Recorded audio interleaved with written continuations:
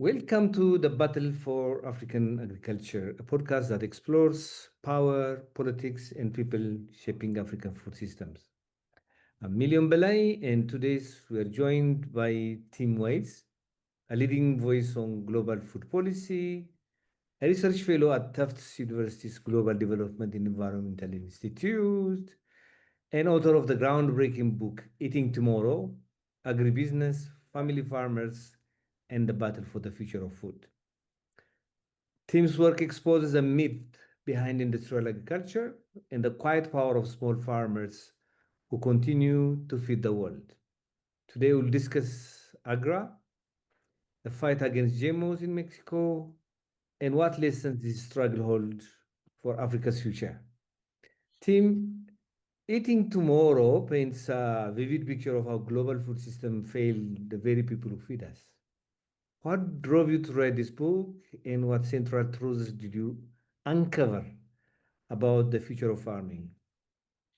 Thanks, Million. It's good to be here.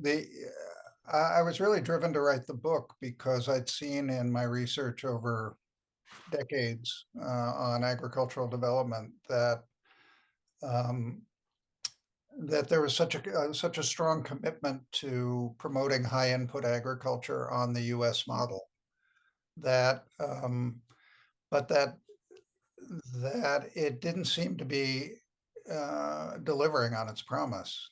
And Yet here were all of these farmers, and I'd seen them in Mexico and Latin America and other parts of the world, doing things that really were effective. They cost less. They were more better for the soil. They were better for the farmers. And they didn't cost the governments as much money. And yet, why were governments all over the world ignoring these positive examples all around them and um, instead doubling down on this failing high input model? And I think the conclusion I came to from researching the book is just that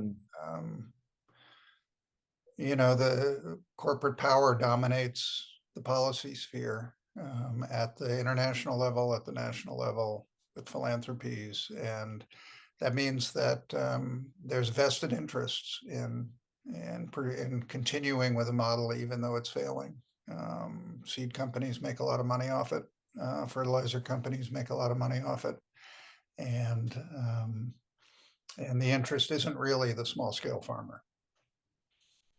Um, so you did it in, your case studies, which of the countries and what are the similarities and differences?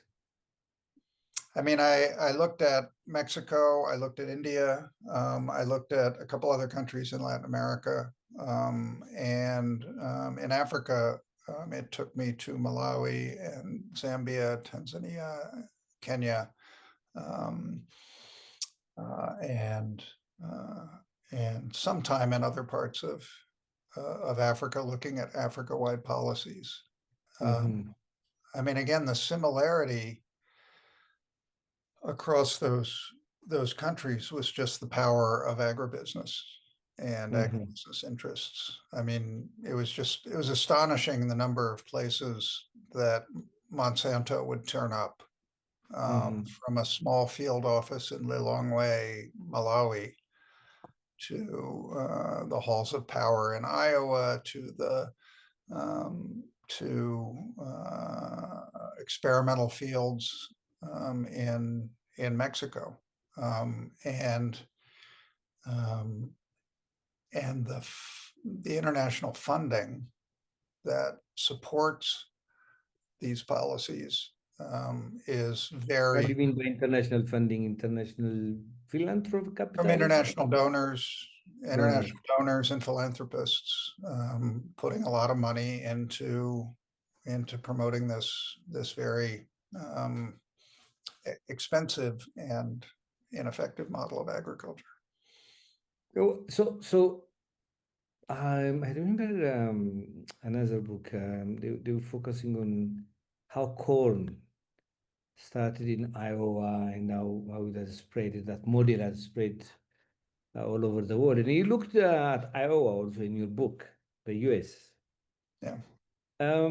So, and I think that it's that model that was taken and later called the Green Revolution agenda. It's a political agenda, by the way. It's not an agricultural productivity agenda. So in Africa also, it was implemented through the Alliance for Green Revolution in Africa. I think the alliance was started in 2006 Right. by Gates and Rockefeller and some other institutions. So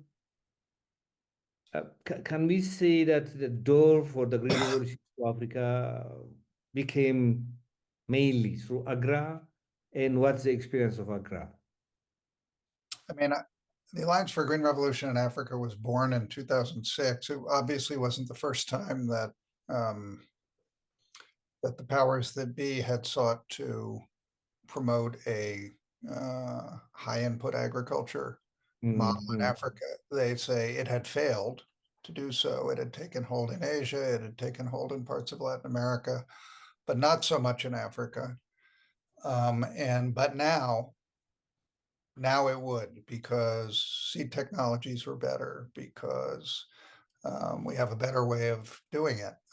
Turned out they did not have a better way of doing it. It was the same old technology, basically new versions of the same old seeds, and mm, really very much the same old fertilizers, same formula that gets marketed everywhere, no matter what the soil conditions are and how inappropriate it is to those soil conditions. mm, And they doubled down on that and said, this is going to do it. And that came out of the mind of Bill Gates in a lot of ways, because as you've noticed, he knows everything. Um, he's a tech wizard. And so he thinks he has the best idea about anything, no matter how little expertise he has in it. He had no mm, background in agriculture at all. But this is what he said needed to happen. So he puts millions of dollars into it, gets other donors and governments, international donors, to put millions of dollars into it, and then convinces African governments to fund input subsidy schemes mm, to the tune of, estimated at $1 billion every year collectively from the African mm, governments, to mm, subsidize seeds and fertilizers to increase productivity. And the results are mm. terrible. And you did study in AGRA country, except few of them. I think you almost covered every African country, and you came up with a damning uh, document, research output, which we have taken as AFSA and even to ask funders, what are you funding? So can you tell us about that research and the result? Yeah, I mean, in the course of my research for Eating Tomorrow, um, I I learned in the field about AGRA, because AGRA was kind of everywhere and nowhere. In other words, the model was everywhere. It was mainly implemented through governments through these input subsidy programs. Mm, Um, it was very hard to find anyone from AGRA to talk to.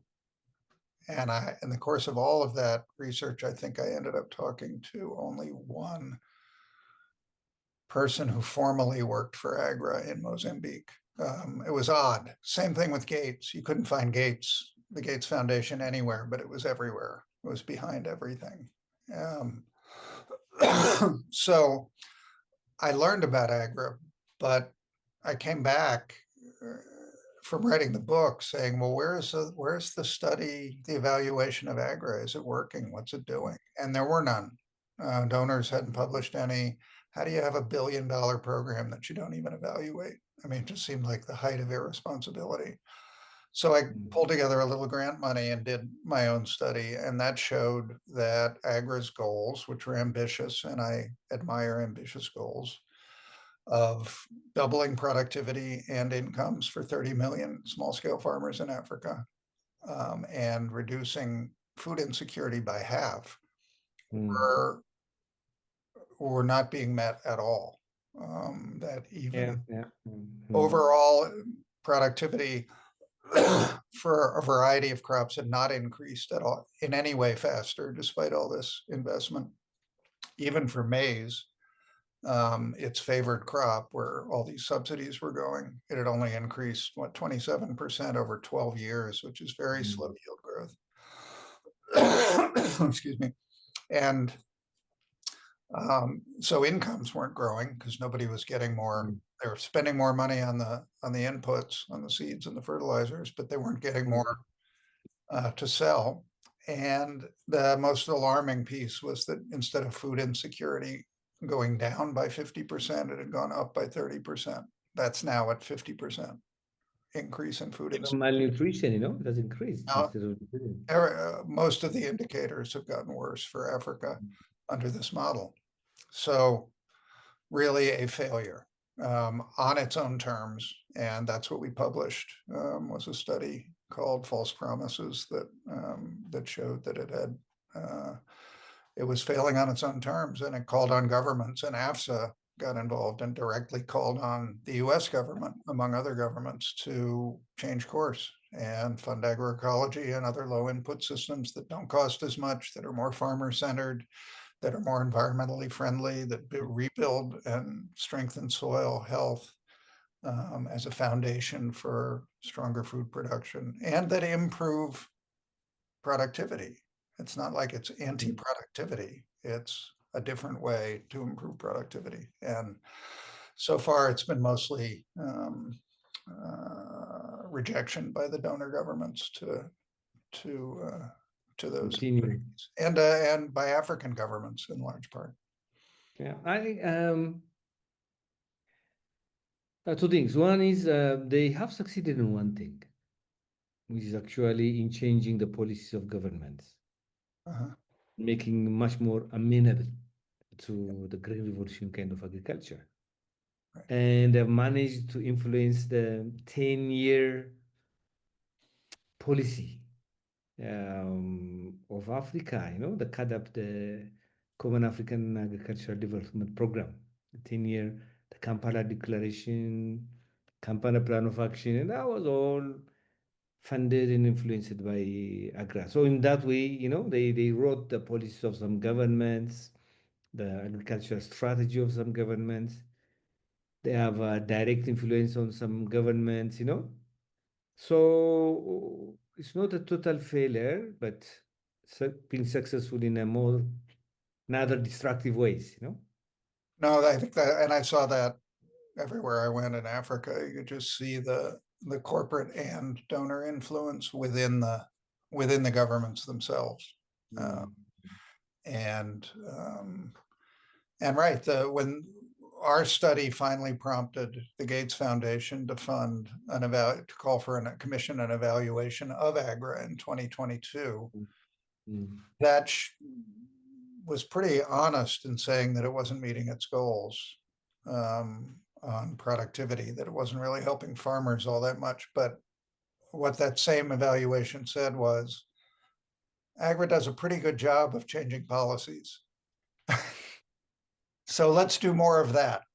Yeah, yeah, that's what has And happened. that's what AGRA has done, is they've shifted to stopping Yeah, field work and just change policies to open seed laws that open countries to more foreign seeds, yeah, GMOs and and GMOs, right? letters and so many things. Yeah.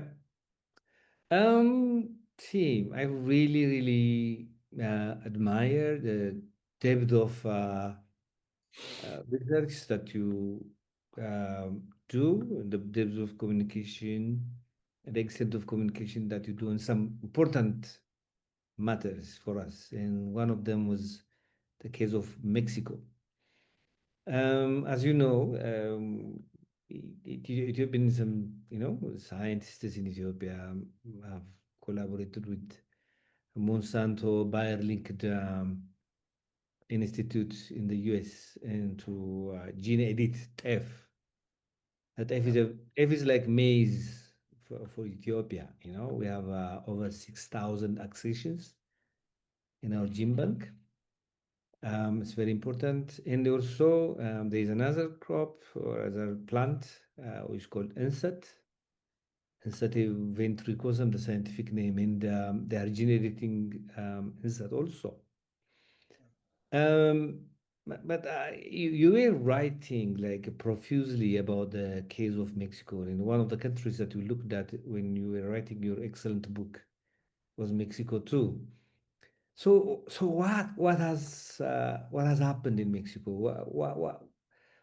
How did the struggle between the Mexican people, the science, government to some extent, and the people, the civil society, and the U.S. capitalists, the U.S.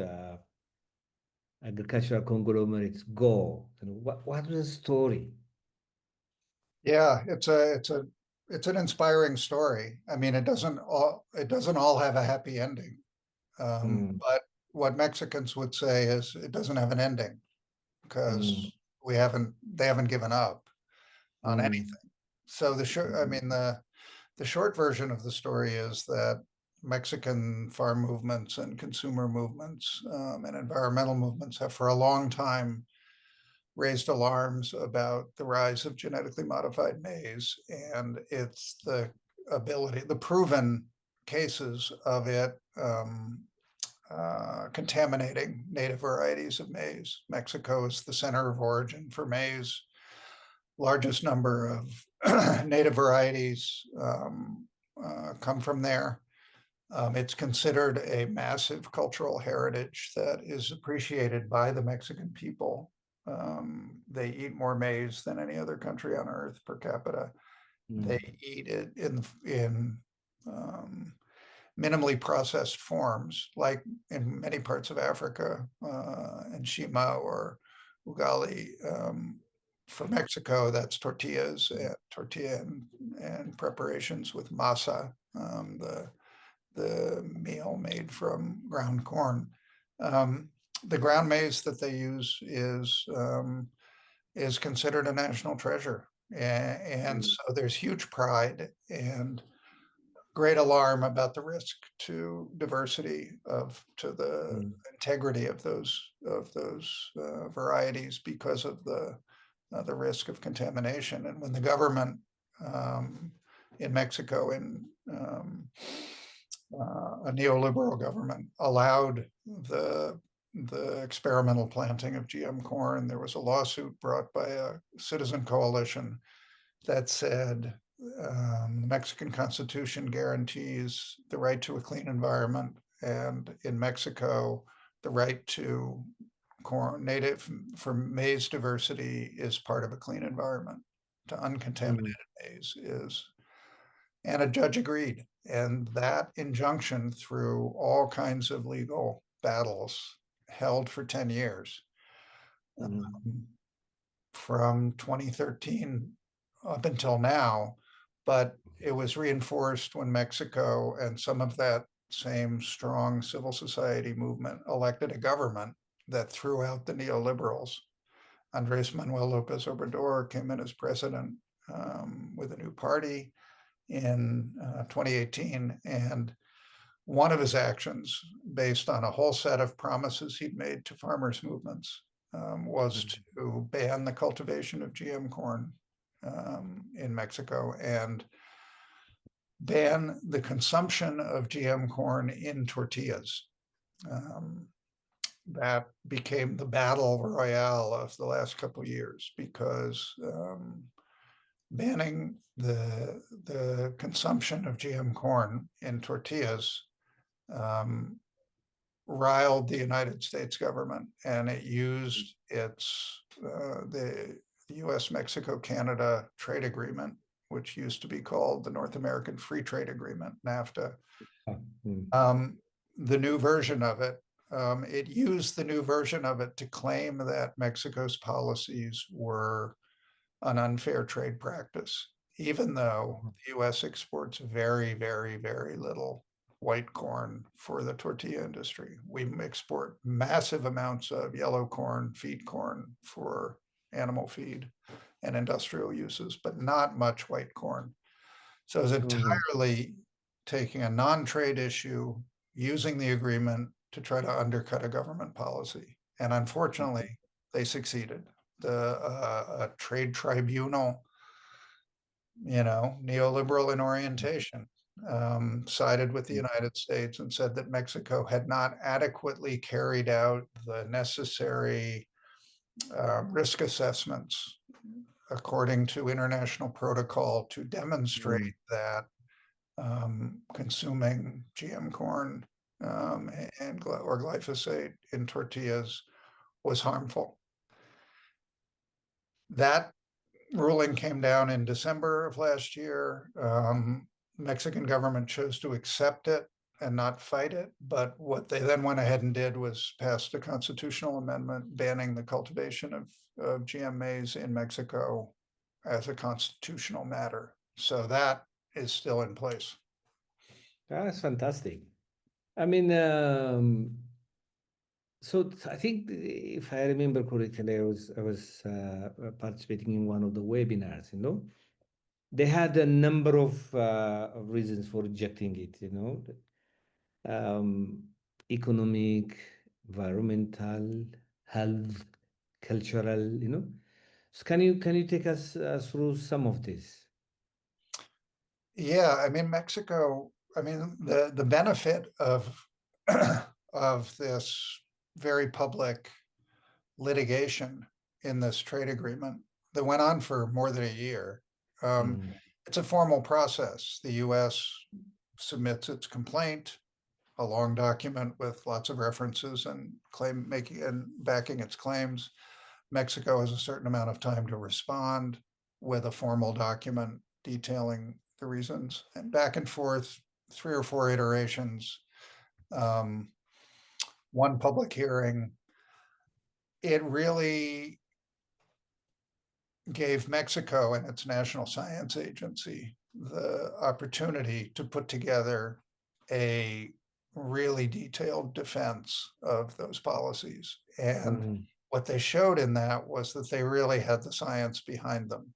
The US claimed, because it always claims, and the companies always claim, oh, banning GM crops, there's no science to justify that. These policies aren't based on science. Mexico showed that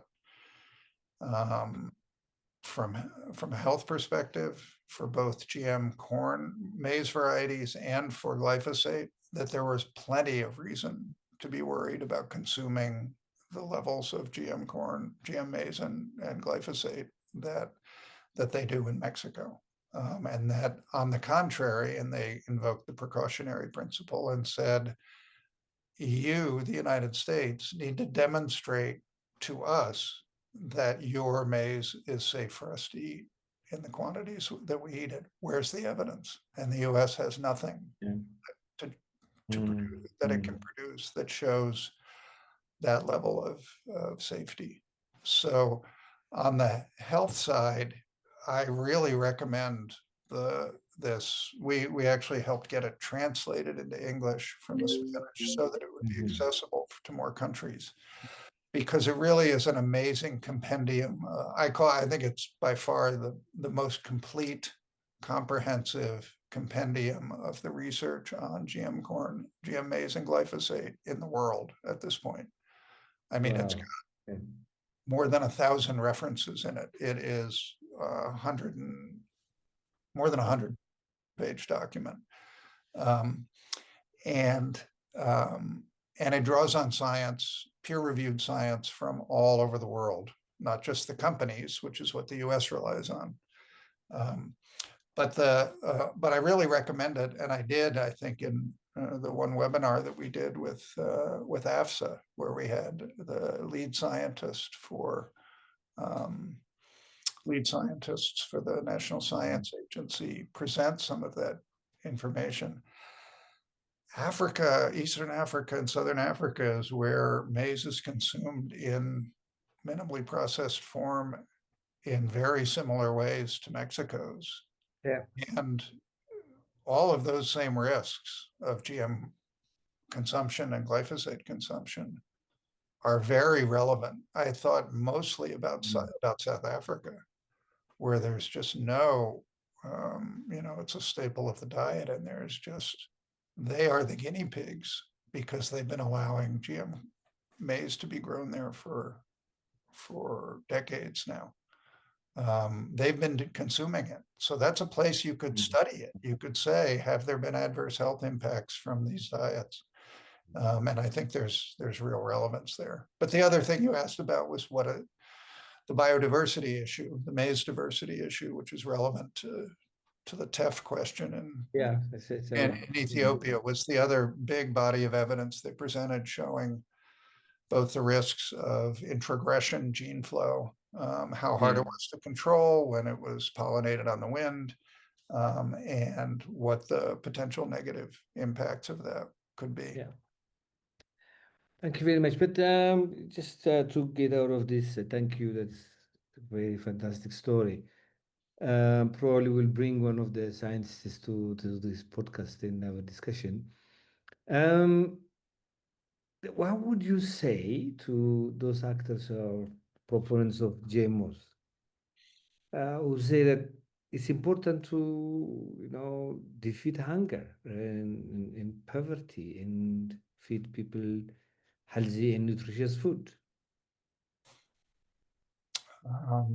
Well, you should produce healthy and nutritious food, and what you produce should be rigorously tested before it's fed to people.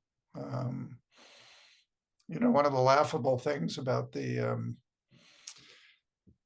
U.S. response in this dispute with Mexico is that they really do say with a straight face, and I don't know how they can say it, that we've been eating genetically modified foods in the United States without any problem at all. The incidence of diet-related disease in the United States is shocking.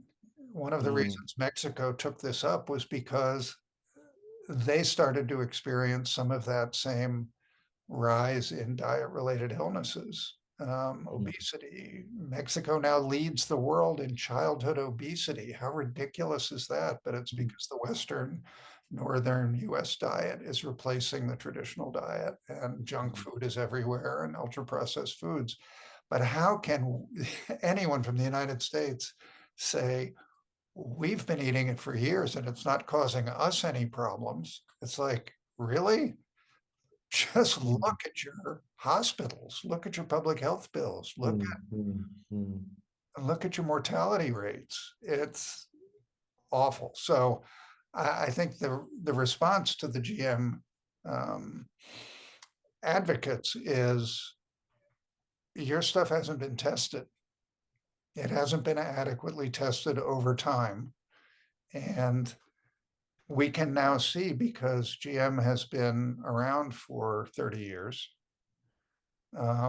we're starting to see, and that's actually where I think Mexico did well to assemble all this evidence, because you can see that, there really is a lot more evidence now than there was 10 years ago, because it's been around for 10 more years. So you have longitudinal studies that can show, oh, wow, look, we're seeing liver damage in adolescents in California where they're exposed to glyphosate. Oh, that's not normal. We should be studying that. You have new research techniques that allow you to do much more granular molecular analysis in a way that allows for that's really demonstrated in concrete ways, that this idea that GM crops are substantially equivalent to their hybrid counterparts is not true, that there are other changes that happen. So that's not proof that they've caused damage. It's proof that they haven't been adequately tested. So, I think if I remember correctly, the Mexican scientists were saying that it causes health damage.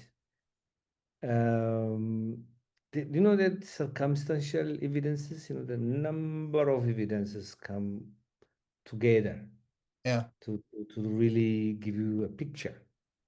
So they were saying that, there's actually an evidence to show that it has an health impact, yeah. But let me take you about a general question. Um, so if Green Revolution agenda is not working, I do also feel that somehow the GMO agenda is related, it's productivist Right. in its orientation. So um, we all know that, production alone is not an answer. Even if we put food sovereignty aside, the concept, even food security, availability of food is not an answer. That's why they came with access, with usability, with stability, with agency, with sustainability now, the six of them, because availability is not enough. So what should be the response? What should it be the response for the GM agenda, for this productivist, the green revolution agenda? What's our response? Well, I think the first response needs to be who's hungry and why. Why are they Mhm, hungry?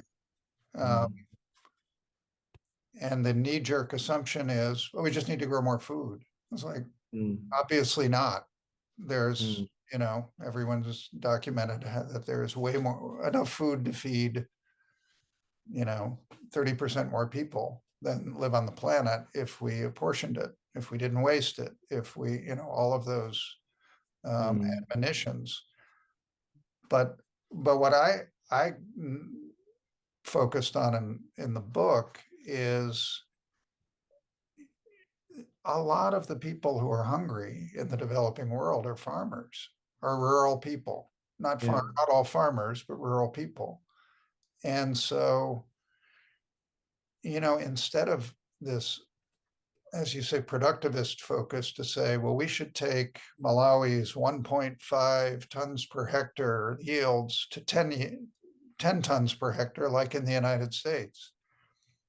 Agnes Kalibata would say that all the time. She'd talk glowingly about, oh, my first tour of Iowa, I realized what you can get 10 tons per hectare. That's amazing. We should do that. It's like, no, you shouldn't. No, you can't. No, you shouldn't. Look at your small farmers. Can you help them get more food, grow more food? Yes, not by that, not by those means. It's like, so growing more food in the abstract or in the aggregate is useless. Zambia is a good example of that. It has some of the highest levels of rural poverty and rural food insecurity, and it has the highest level of all the agri countries of fertilizer use. It's sort of, on paper, a green revolution success story, only it's a basket case. Mm, If the mm, rains fail, like they did a couple of years ago, and I think ACB declared Malawi's food system in collapse because it was so maize dependent, yeah. and the rains failed. And when you're growing monocrops, you don't have any kind of resiliency. So it's Yeah. like, you can, you guys, AFSA has done a very good job in documenting that at the local level with local farmers, you can improve productivity. It's call it sustainable intensification if you want. You can improve the amount of food that people are getting out of their existing land. That's a good thing. Agroecologically. And you can do it in a way that builds the soil Yeah. uh, so that fertility and productivity increases over time instead of decreasing over time. It seems like a no-brainer. It seems so straightforward and simple to say that. And then if you really care about the small scale farmers and you start with their realities, you're not going to start with expensive fertilizers and expensive seeds. You're going to start with like in Malawi, in central Malawi, with their high vitamin A native local variety of maize. Oh, let's get Yeah. this into more farmers' fields. It doesn't cost anything. We can propagate the seeds ourselves. Let's get it into more farmers' fields. Let's intercrop healthy plants and healthy foods with that maize. That is cheap and effective. And food security improves dramatically and quickly, and so does soil quality. And it's like, what more do you want? Well, I'll tell you what more you want. You want to sequester carbon in the soil instead of emitting greenhouse gases. You're sequestering carbon in the soil while you're doing it. It's like win, win, win. Doesn't everybody want a win-win-win solution? Here it is. Do it. Let's finish with some positivity. What's your hope for the future? And what's your message to to all actors around us, as a Yeah, message I of mean, hope? I think the hope for the future is, paradoxically, it's that the prevailing model is failing. And it's Mm. terrible that so much money is being wasted. But the closer you get to the ground, the more people realize that it's failing. Zambia's Organic Training Institute is actually surreptitiously training government extension agents in organic farming because those extension agents know they have nothing to say to the people they're supposed to be serving if all they're saying is plant more maize, use more fertilizer, increase your planting density. No, it's not working. You got to tell them something else. So I think there's a real recognition at the grassroots level that it's failing. In some parts of government, there's a recognition that it's failing.